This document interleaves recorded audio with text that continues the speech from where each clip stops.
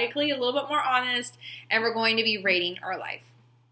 So the first question is, how well do you feel connected to your job? You can do 1 through 4, 4 being the highest, 1 being the lowest.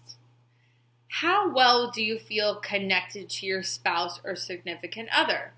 1 being the lowest, 4 being the highest. How well do you feel physically right now to your mental and physical health? 1 being the lowest, 4 being the highest. How well do you feel connected to your spiritual life? 1 being the lowest, you have no time for yourself, and 4 being you have so much connection and time. How well do you feel you manage your time here? Meaning you get to do the things you love. 1 being the lowest and 4 being the highest. Write down your answers on a piece of paper. We will come back to it at a later date on week 4. But I want you to write down some honest things about how you feel about your life.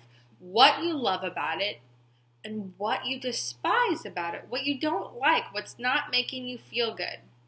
We have to get to the root of the problem to be able to shift these things out in order to let the good in.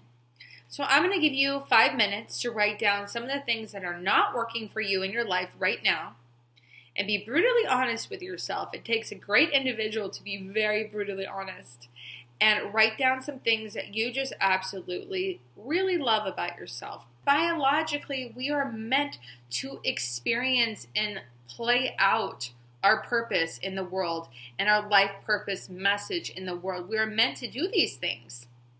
We are meant to share these things with the world, to elevate it to a higher consciousness. We are meant to experience these things for our own happiness here. It is the key, and we already know it before we come here, is that we have these things. And so if you ignore it and you push it away, what does it do? Well, it festers inside because you can't get rid of it. It's a part of you. So you're trying to get rid of a part of you that is already there, and it's not going to work. You're going to find yourself grumpy, maybe on medication, depressed. Find yourself in different places that you never thought you would be that don't make you happy.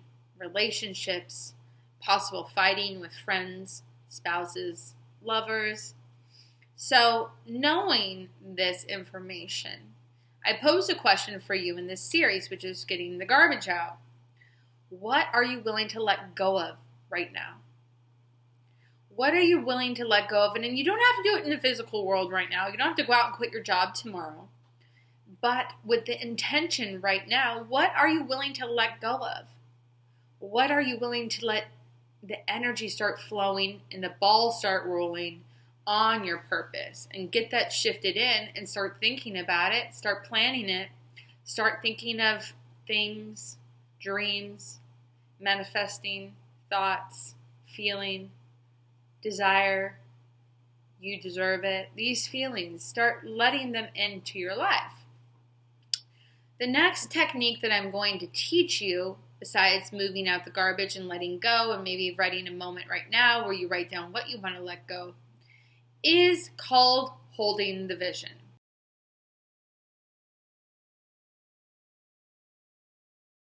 Now, I teach holding the vision because it's really important to just do a beginner stage. If you are already in your purpose, you still should be doing the holding the vision technique at least once to twice a day because you get divine messages. You get divine things that you're supposed to do in the world, and your soul always knows the way.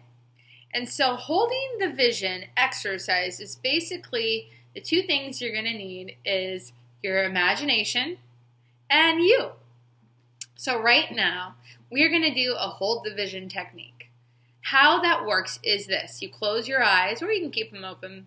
You can do it in your car. You can do it in the bath. You can do it in the bathroom. Holding the vision means that you, for 1 second, visualize something that feels good to you with your purpose, your life, your highest ideal life, whatever that is, all the way up top here, which is your highest ideal life. If you have a highest ideal life, that means that these things are meant for you. Again, I tell a lot about designated soul work and how we have it designed literally in our DNA to want this soul work and this purpose in our life. And these visions and these desires that we have are just they're just indicators. They are indicators of what's meant for you in your life if you just believe and you connect back in. So, knowing this and knowing how to build your highest ideal life, right now we're going to do the vision technique. We will close our eyes and we will start to imagine the most glorious things that we could ever imagine in our life. Some people it is walking on the beach. Some people it's owning a beach home and having complete freedom, happiness with a spouse. Some people it's speaking to public people and having a message. Some people it's having a business. What is it for you right now? I want you to feel it. I want you to see it. I want you to let your imagination, allow yourself to daydream in this space right now. Feel it. Let your soul imagine the colors, the shapes. How are you going to feel? Feel yourself there. Get excited. What I used to do when I was in my car is I would imagine every single day my business. How would I design it? What would it be inside there? What type of clients would I have? This is holding the vision. So you can do it with your eyes open and you can just see and feel and visualize and imagine what it is that's meant for you. Your highest ideal life. These are things that are sitting dormant within you that are meant for you. You just have to activate it. So holding the vision should be done 2 to 3 times a day minimum. 5-minute intervals starting in the morning, once at lunch, once at dinner. Feeding these thoughts, desires, ideas. It might be an idea for your business. It might be a divine calling. It could be a relationship, your highest ideal life. If you are in a great success place right now, think higher. Think of the things that you're ignoring within your head that you know that you want. You know that you're thinking about. Maybe you have kind of let it go or you're good enough where you're at. No, we're here to get our highest ideal life and we are so deserving of it. So doing the holding the vision technique 3 times a day, which is like a breakfast, lunch, and dinner of feeding your soul and getting to a place where this is kind of an automatic exercise for you, where you're visualizing, you're feeling, you're seeing it, you're feeding it daily. So this is very important when you clear out the garbage to start visualizing in your desires.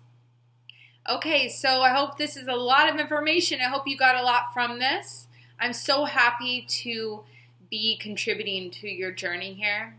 Just know if this is a lot of information and we're doing a lot of groundwork right now to our life purpose and our soul work, just know that it's okay if you feel like this is a lot of information and you just want to take it in. You can go at your own pace, stop the video, and come back whenever you feel it is comfortable for you to do so.